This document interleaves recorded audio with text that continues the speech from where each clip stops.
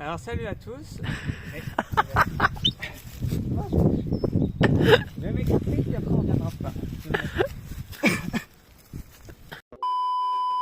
Alors salut à tous, moi c'est Dimitri. Donc je fais partie de la chaîne avec Théo que vous avez pu déjà voir. Donc j'ai 25 ans.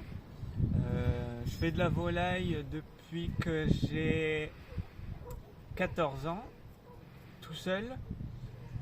Et mon père en avait avant, donc depuis que j'ai l'âge de, on va dire, 6-7 ans, je m'occupais déjà de couper les plumes d'une cinquantaine de colverts tout seul. Donc voilà, donc je suis passionné depuis tout petit, je suis piqué dedans. De toute façon, mes parents m'ont dit, t'es passionné d'animaux, pas que de volailles. Donc j'ai un peu de tout. En tant que professionnel, donc moi j'ai fini l'école. Donc je suis installé en tant qu'éleveur de lama et d'alpaga. Normalement dans les vidéos vous allez en voir un coup de temps en temps. On va essayer de l'appeler tout à l'heure, là il est parti faire sa vie parce que je l'ai envoyé un peu chier, donc il était pas content. Donc voilà, donc je suis éleveur lama et alpaga, j'en ai 11 en tout.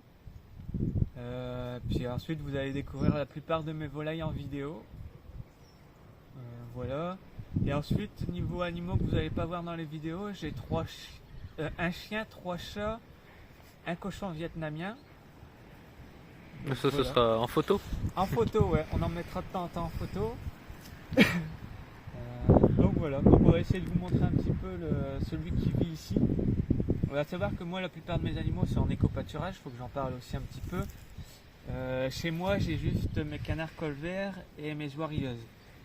Ceux-là vous les verrez un peu moins en vidéo parce que comme c'est chez moi c'est un peu plus compliqué.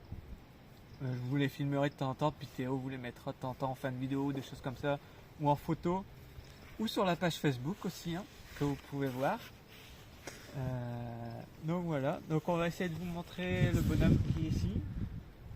J'en ai deux. Donc il y a un lama et un alpaga. Là vous allez voir le lama. Et cet été, quand Théo viendra voir les bébés, eh ben, vous verrez l'alpaga comme ça. Ça vous fera une petite surprise. Donc on va vous le montrer tout de suite.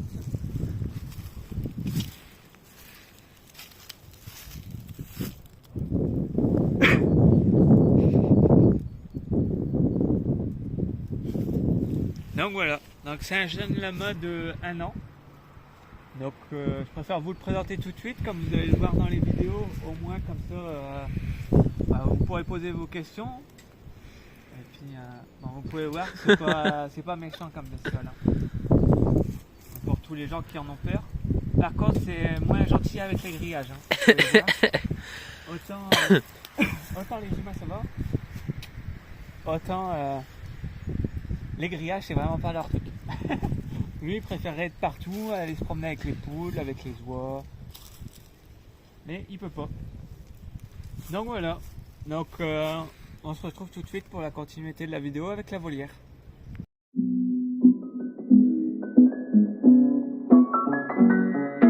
Salut à tous, aujourd'hui on se retrouve dans la ferme de Théo et Dimitri. Aujourd'hui on se retrouve pour vous faire une série de 5 vidéos où on va vous présenter son élevage.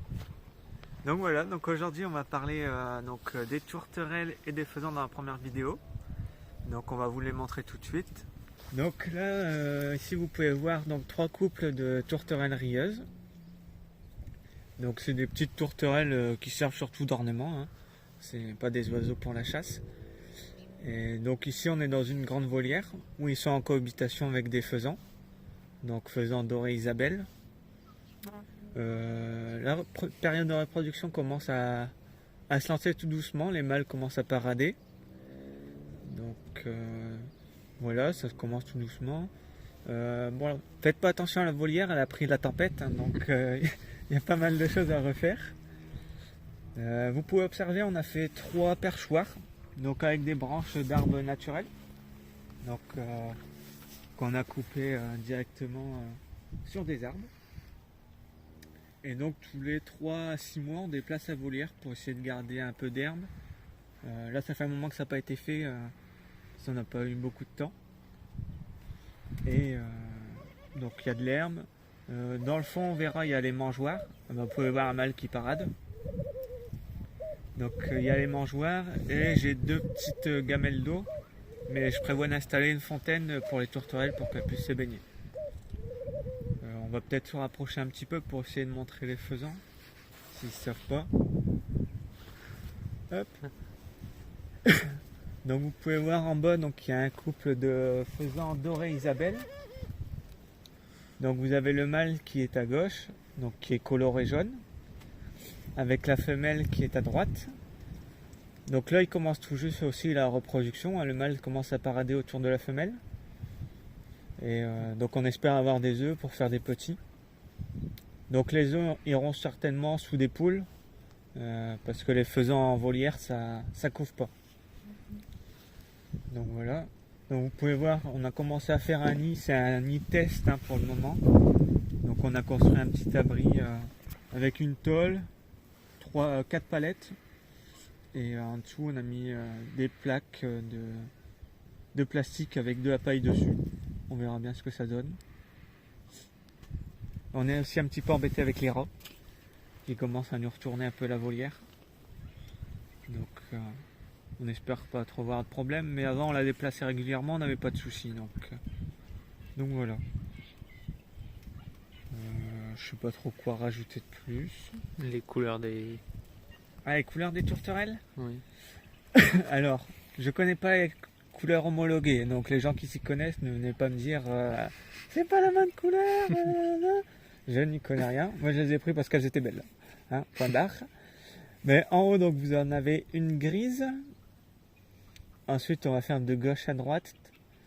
Donc, tout à gauche, vous avez une panachée. C'est la seule couleur que je connais. Panachée. Ensuite, vous avez 2 tourterelles donc, qui sont orangées, d'après ce que j'ai vu sur internet. Ensuite, vous en avez une blanche avec un tout petit peu de gris orangé aussi. Et ensuite, c'est la droite, c'est une beige. Donc la grise et la beige, c'est les couleurs que vous pouvez retrouver un petit peu dans la nature. Donc voilà, vous pouvez voir, il y a le beau collier chez elle, le beau collier noir qu'on voit moins chez les autres. Donc c'est vraiment des tourterelles un peu typiques de naturel. Et aussi, oui, pour les faisans, donc c'est des faisans qui viennent d'Inde. Donc voilà, donc c'est une mutation du faisan doré. C'est des faisans dorés Isabelle. Donc voilà. Donc tout a été fait à la main, hein, à part la volière qui a été achetée.